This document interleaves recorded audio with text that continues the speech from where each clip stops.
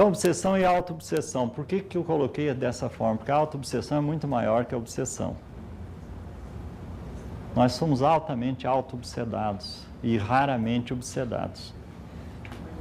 Então, os obsessores mais terríveis e mais perigosos residem dentro de nós.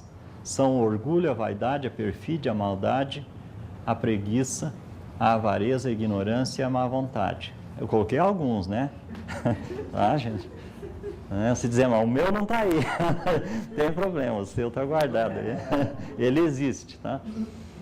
Elementos perversos criados e alimentados por nossas crenças, pelos nossos medos, nossas culpas, nossos traumas e nossa covardia. Apesar de servirem para minimizar o impacto dos nossos erros, deixam-nos cegos e surdos à voz amorosa de nossos guias espirituais, impedindo-nos de ver com clareza a luz de Deus e o amparo que recebemos. Então, evidentemente que nós usamos isso aqui para minimizar nossos erros e nossas culpas. Eu sou assim mesmo, tá? É coisa da minha personalidade. Não é assim que a gente diz? Ah, é meu gênio. Eu nasci assim. Eu nasci assim, vou morrer assim. Né? Por outro lado, temos os elementos orientadores, que também residem em nós e são criações nossas, que nos alertam, nos fazem encarar a verdade, mostram-nos como realmente somos, e nos forçam a corrigir os desvios. São eles a humildade, a modéstia, a lealdade, a bondade, a diligência, o desapego, a sabedoria e a boa vontade. Tem os contrapontos, nós podemos desenvolver o que nós quisermos, né? Como consequência da negação, repressão ou alimentação desses elementos perversores, ocorre um entrechoque de forças antagônicas dentro do nosso campo psíquico, gerando e acordando personalidades psíquicas. De um lado, a imposição, de outro, a negação. Numa área, a imobilidade, na outra, a atividade. Porque sempre tem os contrapontos, né? Tem uma personalidade dizendo tem que e a outra dizendo não faço. Né? E aí eles ficam no meio desse jogo de forças. Ah, não sei se vou, se não vou, né? Não sei se caso, não caso, o que eu faço? Né? E por aí vai. Então, muitas vezes nós ficamos no meio desse entrechoque de forças. De um lado, uma personalidade negativa dizendo uma coisa, né? Uma personalidade, vitimizada, se negando a fazer as coisas, se achando vítima, e do outro lado, uma orgulhosa recalcando aquela. Então, esse orgulhoso dita uma regra e o outro se nega, né? É mais ou menos aquela história, né, que a pessoa vai para o centro porque vai lá para se doar. Aí chega alguém e diz, você tem condição, não pode fazer o evangelho lá para nós, lá na frente? Mas quem sou eu para fazer isso? Uma atitude de humildade, fingida, porque não é humildade nenhuma. Ela foi, mas não quer fazer o serviço. Né? Foi lá, se colocou à disposição, na hora que precisou, pronto, não dá para contar com a pessoa. Vai e faz do jeito que conseguir. É comum isso, gente. As pessoas que se põem à disposição na hora que precisam não... Né? Não pode. Né? Então, as pessoas que não se comprometem de verdade com a instituição, com a proposta de trabalho, com a proposta de vida, se qualquer dificuldade ela escamoteia, ou cai fora já logo. Né? Não assume. Então ela fingia para os outros, enquanto era necessário, que ela estava à disposição. Porque muitas vezes parecer já é importante, né? Ser é muito mais complicado. São as posturas de conveniência, né? Então, às vezes nós agimos assim por conveniência, outras vezes por necessidade, outras vezes porque já incorporamos aquela atitude como uma qualidade, então agimos assim porque já somos assim, mas muitas vezes não. E ajuda a gente sempre tem quando a gente se propõe, né? Sem dúvida nenhuma. Se você se moveu para fazer qualquer coisa, você tem ajuda. Se você vai fazer uma sacanagem, já tem um bando de espírito das trevas prontinho para te ajudar. Então sempre tem ajuda, nunca precisa ter receio disso. Tá? E claro, se vai fazer uma coisa boa, tem uma outra quantidade de espíritos bons também querendo participar do trabalho, né? Então nós não percebemos o quanto somos amparados. Então nós sempre temos muito receio, será que eu tenho amparo? Lógico que temos amparo, mas não percebemos, dado a muitas vezes, as crenças equivocadas, a nossa ignorância, né?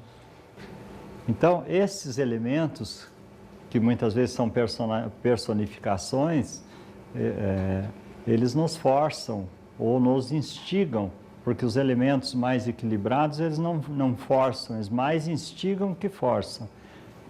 Os elementos negativos mais forçam do que instigam, né? Então, eles agem com muita força. E aí nós vamos percebendo a nossa realidade, vamos, então, aprimorando o nosso caráter, nossa maneira de ver a vida, de ver as coisas, de lidar com as pessoas, de lidar conosco mesmo, porque às vezes nós lidamos bem com as pessoas, lidamos pessimamente mal conosco, né?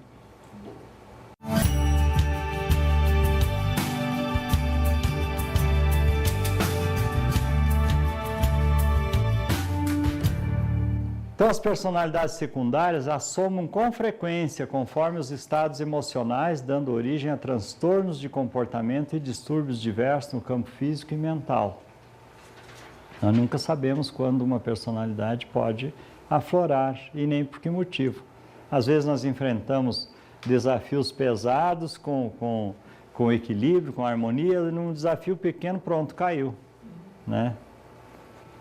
Então, na imensa área do ego, surgem as fragmentações das subpersonalidades, que são comportamentos diferentes a se expressar conforme as circunstâncias, apresentando-se com frequência incomum. Todos os indivíduos, raras exceções, experimentam esse tipo de conduta, porque isso faz parte do processo evolutivo. Então, nós não evoluímos só na relação com as outras pessoas, é no relacionamento com os próprios eus. Né? Você tem que se acertar com você, aprender a conviver com você para conviver com o outro. Por isso que se diz que ninguém tem o poder de fazer o outro feliz. Pode até colaborar, mas não tem o poder de fazer o outro feliz, porque se eles estiverem felizes, não tem quem conserte, a não ser ele próprio. Né? Então tem pessoas que só já estão extremamente mal acompanhadas. Né? Só já são mal acompanhadas. Elencamos abaixo os vários tipos, alguns dos vários tipos de elementos ativos, eus, negativos, existendo no campo psíquico das pessoas. Personalidades dominantes, neutras, dominadas, antagônicas, conflitadas, litigiosas, ociosas, infantilizadas, envelhecidas, orgulhosas, deficientes, viciosas, devassos, etc. Quase sempre e sempre no nosso bloco psíquico tem de tudo. Aí nós teríamos que seguir a filosofia dos índios norte-americanos, né? Quais as personalidades que sairão vencedoras? As más ou as boas? Depende daquelas que você alimentar, né?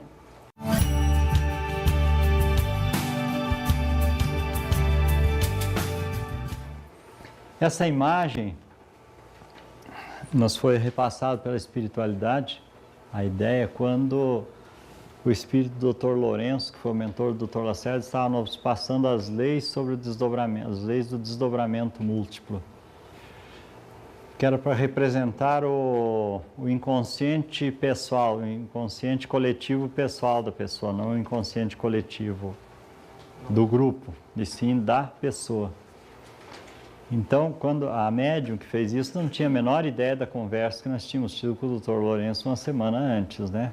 Só pedimos naquela reunião, era um atendimento coletivo, você tinha 60 médiuns na mesa trabalhando num trabalho no salão, né, de grupo, e só demos as instruções para os médiuns prestarem atenção no que seria passado, porque viriam coisas importantes.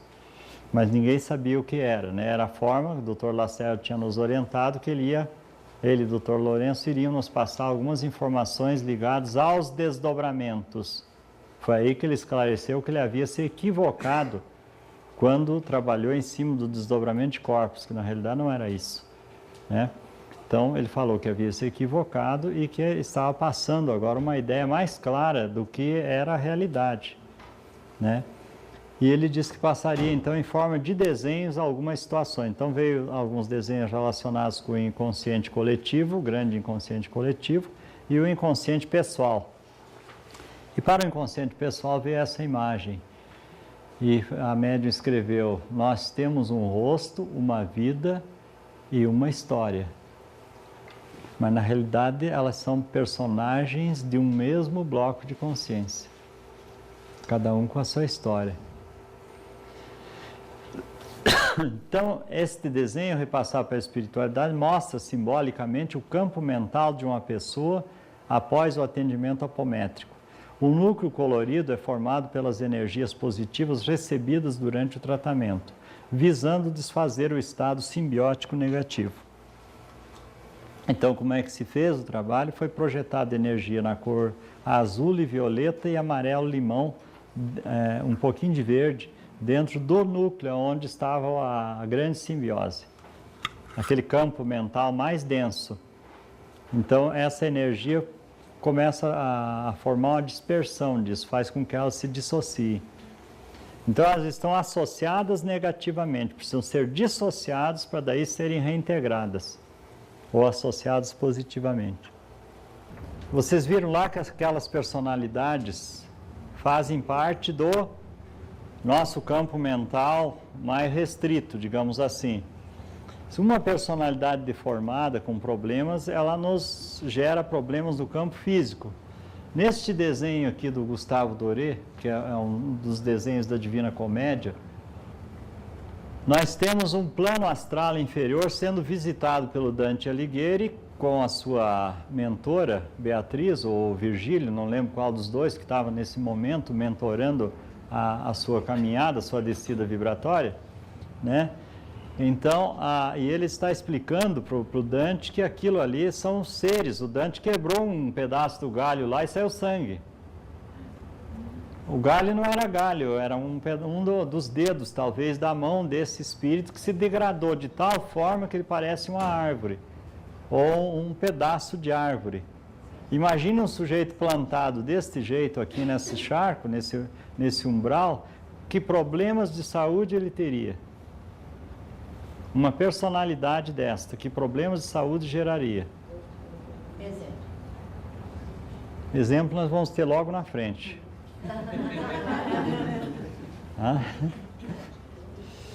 Então nós vemos aqui vários tipos de personalidade. Ó, esse aqui está na forma de uma águia ou de um urubu, sei lá, mas é uma cabeça de gente.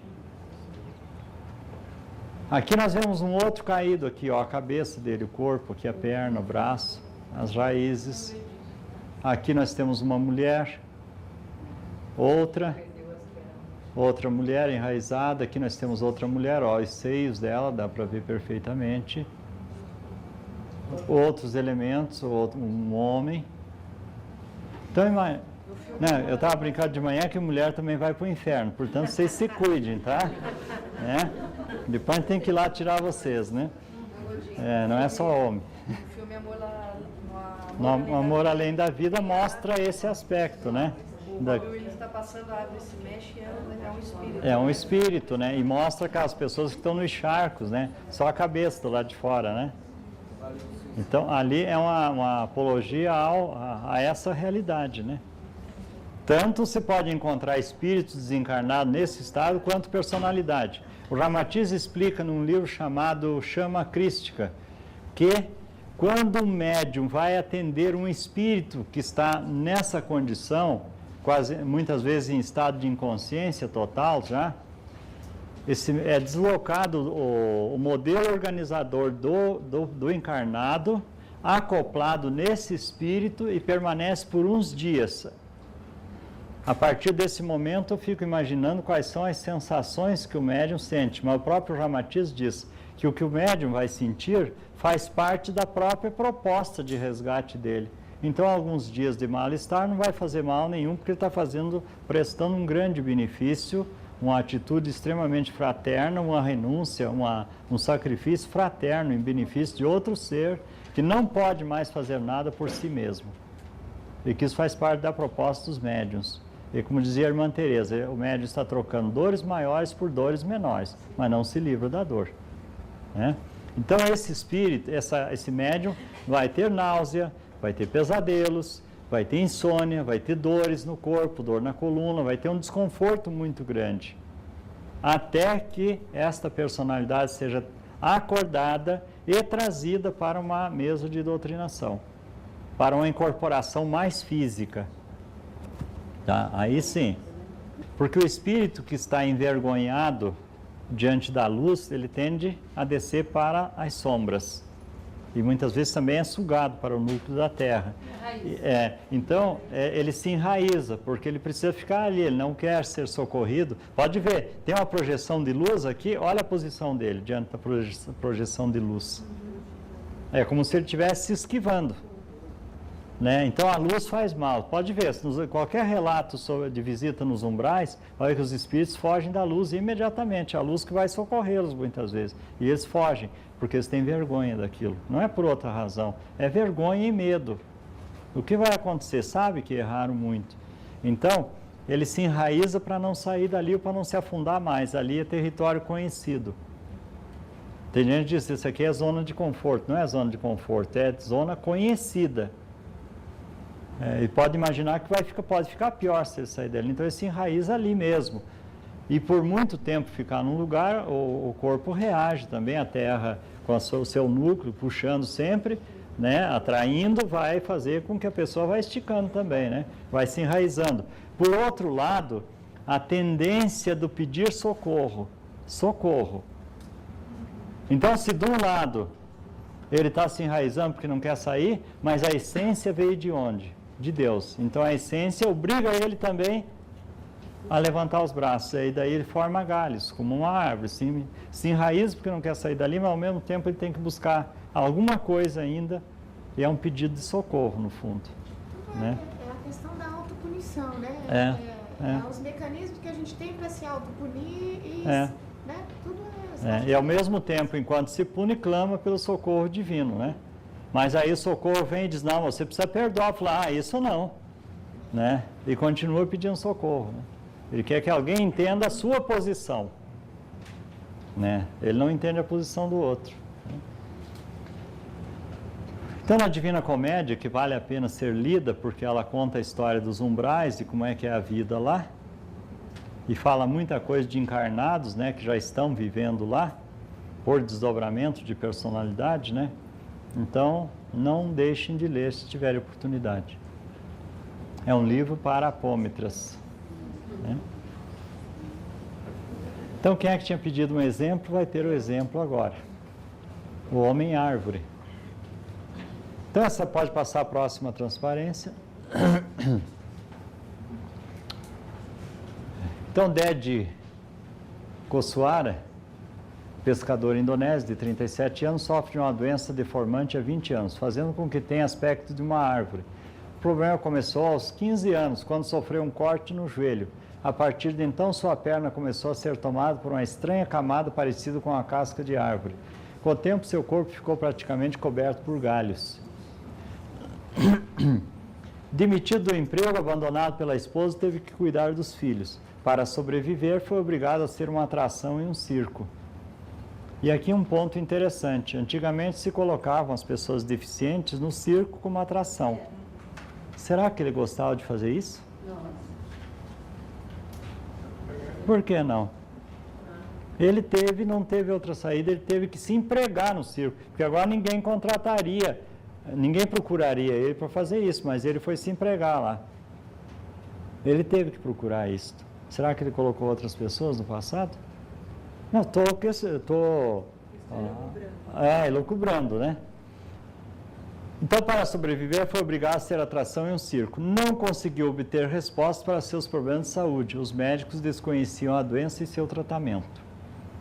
O Discovery fez um documentário sobre o tema. Só se procurar na internet se acha, né? O renomado dermatologista norte-americano, Dr. Gaspari, da Universidade de Maryland, depois de alguns testes, concluiu que a doença foi causada pelo vírus HPV, que se desenvolveu de uma forma completamente diferente do que nos outros seres humanos, pois Ded possuía uma falha genética gravíssima. Seu sistema imunológico praticamente não existe. Tecnicamente, é como se ele fosse um paciente com AIDS em estado terminal. Os médicos decidiram operá-lo e administrar doses diárias de uma droga sintética para combater a enfermidade, mas seu corpo jamais será normal. Agora se lembra das imagens do Dante Alighieri, da Divina Comédia. Então, olha, se não parece pedaço de raiz ou coisa, só que apodrecidas, né? Provavelmente se cortar ali sai sangue, né? Tanto que eles fizeram a cirurgia, né? Eu acho que é uma casca seca, né, que vai criando, mas deve sair sangue em algum momento, né? Então, olha os detalhes disso aqui.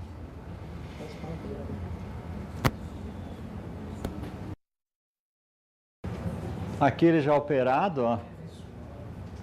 Pode ver que ainda tem, ó, ele tem os pés normais, só vai crescendo esse resíduo, essa coisa, né? Então, gente, faz sentido ou não faz sentido?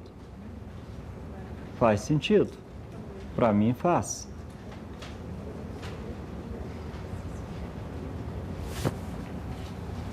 Já vi que não saiu nenhuma pergunta, certamente. Então fala. Hã?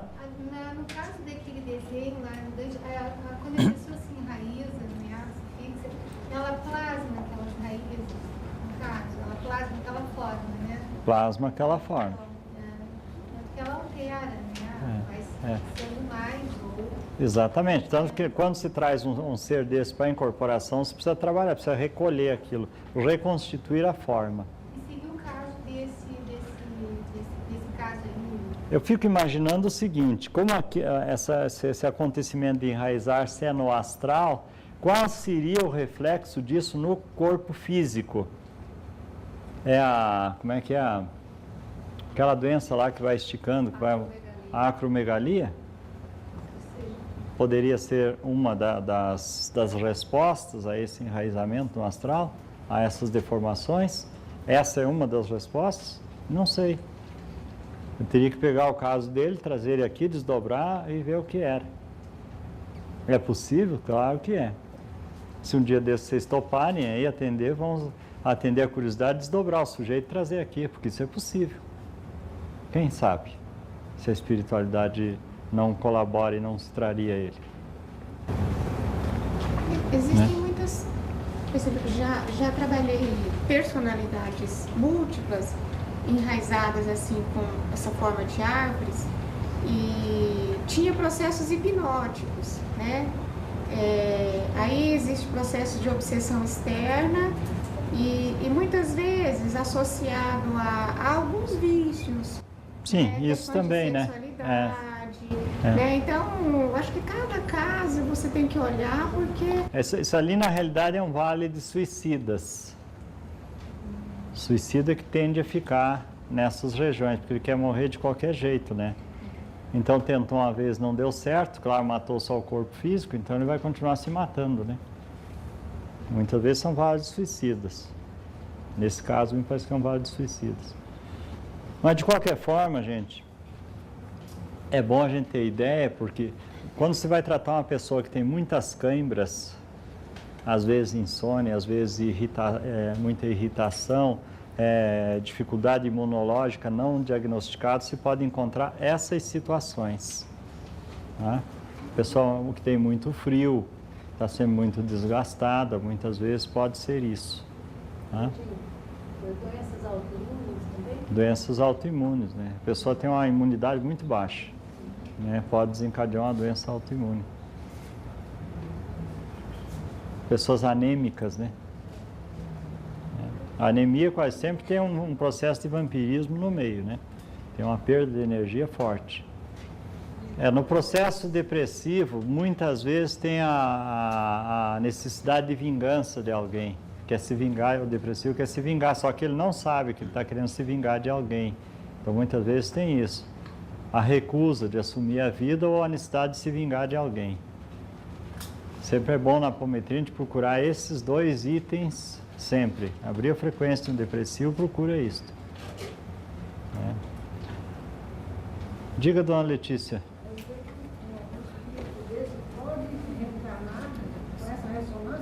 Pode, claro. Ele deve ter uma personalidade lá no astral ainda. Então, são aqueles desafios, né? Diz o seguinte, vamos supor que daqui 50 anos, até 2012, que o exílio passa pela fase mais difícil. Então, depois de 2012, não tem mais obsessor para ser atendido, porque foram mandados embora. E quem nós vamos trabalhar, então? As pessoas. Por isso que eu disse que a apometria é feita para tratar as pessoas. Não vai ter mais obsessor, porque eles vão ser mandados embora, vão tomar rumo, né? Então, nós vamos tratar então essas obsessões inconscientes, de encarnado para encarnado, porque espírito não vai mais fazer obsessão, vai fazer como encarnado, a personalidade dissociada vai fazer. Né? Então, essa obsessão de controle amoroso, ciumento, essas coisas de encarnado, né? Esses vícios, coisas de mãe, né? A mãe que fica controlando os filhos, né? Pai também. De pai. E essas coisas que nós vamos trabalhar. Tá? Então, por isso a gente tem que estar preparado para isso. No caso de doenças que são o contrário da imunidade, são hiperimunes, como a esclerose múltipla. A esclerose múltipla quase sempre tem traumas ligados à esclerose múltipla. Também muitas vezes tem a negação, às vezes a pessoa é muito rígida, tem N razões, né? Então cada caso na realidade é um caso. Tem alguns casos que nós sempre devemos verificar se mas tem outros, né? Tem outras causas. Né? Então o ser humano ainda é muito complexo, a resposta de cada um aos desafios da vida, aos traumas, é muito diferente entre uma pessoa e outra pessoa. Só essa gama já dá uma outra visão da psicologia. Como abordar, Exatamente. Então, eu acho que isso vai abrindo a nossa percepção, o nosso entendimento da realidade. Cada dia a gente percebe que ela é muito mais complexa do que nós possamos imaginar. Né? Tem um outro aspecto, né, Gordinho? Porque a gente sempre olha muito a nível do astral, né? A gente também esquece de olhar, eu acho, no nível acima. Porque você estava falando da questão das simbioses, né? A gente sempre olha para a simbiose, mas aqui, a nível dos corpos astrais, das ligações. E a gente esquece de olhar aqui em cima. Eu tenho percebido que, muitas vezes, não adianta você olhar só aqui, nesse nível de baixo. Você tem que olhar também aqui nos níveis de cima, para ver como é que está. O que você chama de níveis de cima? No mental. Mas, lembra que no início, ou será que eu não falei? Falei. Que os três corpos que interagem diretamente conosco são mental superior, mental inferior e corpo astral. Então, sempre esses três corpos estão ligados a qualquer coisa que nos aconteça aqui. Por um ser a sede, o decodificador das emoções, o outro dos 5 sentidos do intelecto e o superior ser o dono da vontade. Né? Então, sempre. Então, nós estamos falando a nível de personalidade, Célia. Então, para você nós temos que, para você poder trabalhar adequadamente, separa em 2 blocos. Quando você está trabalhando com personalidades, aquelas que estão na incorporação, e depois você acertou isso sem verificar, ou quando a pessoa tem uma doença no físico muito lesiva, verificar num desses corpos onde é que está o problema. Aliás, onde está? Não, se tem sedimentos de energia negativa. Aí precisa retirar esse sedimento de energia de lá do corpo. Né? Porque ela desce, vai sempre descer e vai descarregar no corpo físico. Né? Se a personalidade for trabalhada, não vai mais alimentar aquela situação.